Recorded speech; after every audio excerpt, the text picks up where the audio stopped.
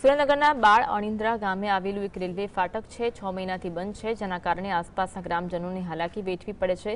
Railway ફાટક દ્વારા ફાટક પર ગાર્ડ મૂકવામાં આવ્યા છે અને ફાટક ચાલુ હોય તેવું દેખાડવામાં આવ્યું છે, પરંતુ આ રેલવે ફાટક છેલ્લા 6 મહિનાથી બંધ છે। આ ફાટક બંધ રહેશે તેવી કોઈ જાહેરાત પણ ન કરાઈ હોવાનું સ્થાનિક કહે છે। આ ફાટક બંધ હોવાથી વિદ્યાર્થીઓને અપડાઉન કરતા લોકોએ 2 કિલોમીટર ફરીને જવું પડે છે, તેમજ ખેડૂતોએ પણ હાલાકી વેઠવી પડે છે। સુરેન્દ્રનગર જિલ્લાનું એક ફાટક એવું છે કે જે છેલ્લા 6 મહિનાથી બંધ કરી દેવામાં આવ્યું છે અને રેલવે વિભાગ દ્વારા ખોલવામાં જ નથી આવ્યું। વઢવાણ તાલુકાનું જે બાળા ગામ આવેલું છે ત્યાં રેલવે વિભાગે તકલખી નિર્ણય લઈ અને જે ગ્રામજનો પસાર થતા હતા તે ફાટક બંધ કરી દીધું છે।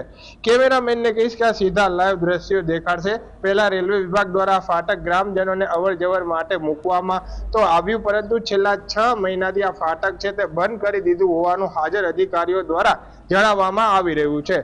આજુબાજુના જે ગ્રામજનો છે તેમને ભારે હાલાકીનો સામનો કરવો પડી રહ્યો છે। નજીકમાં ખેતરો આવેલા છે ત્યારે ખેતરમાં જતા જે ખેડૂતો છે તેમને પણ ભારે હાલાકીનો સામનો કરવો પડી રહ્યો છે।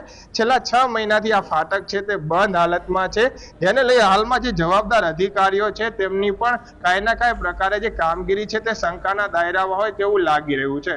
ઉલ્લેખનીય છે કે 6 મહિનાથી ફાટક બંધ રહે તે તો એક ઐતિહાસિક આ ઘટના કહી શકાય, કારણ કે કોઈ પણ ફાટક 2 મિનિટ બંધ રહેતી હોય છે તો પણ કલાકો સુધી વાહનો ફસાયેલા રહેતા હોય છે અને વાહન ચાલકો પરેશાનીનો સામનો પણ કરતા હોય છે। ટ્રાફિક જામ પણ થઈ જતું હોય છે અને વાહન ચાલકો મુસીબતમાં પણ મુકાતા હોય છે। પરંતુ આ જે બાળા ગામ નજીક આવેલું ફાટક છે છેલ્લા 6 મહિનાથી બંધ હાલતમાં છે। અહીં પસાર થતા ખેડૂતોને પણ ધક્કા ખાવાની નોબત છે તે સર્જાઈ જવા પામી છે। 2 કિલોમીટર દૂરથી જ્યાં નાળું આવેલું છે તેની નીચેથી પસાર થવા માટે પણ મજબૂર બનવું પડી રહ્યું છે, જેને લઈને આજુબાજુના ખેડૂતો અને ગ્રામજનો ભારે હાલાકી વેઠી રહ્યા છે। Fazal Chauhan, GSTV news, Surendranagar.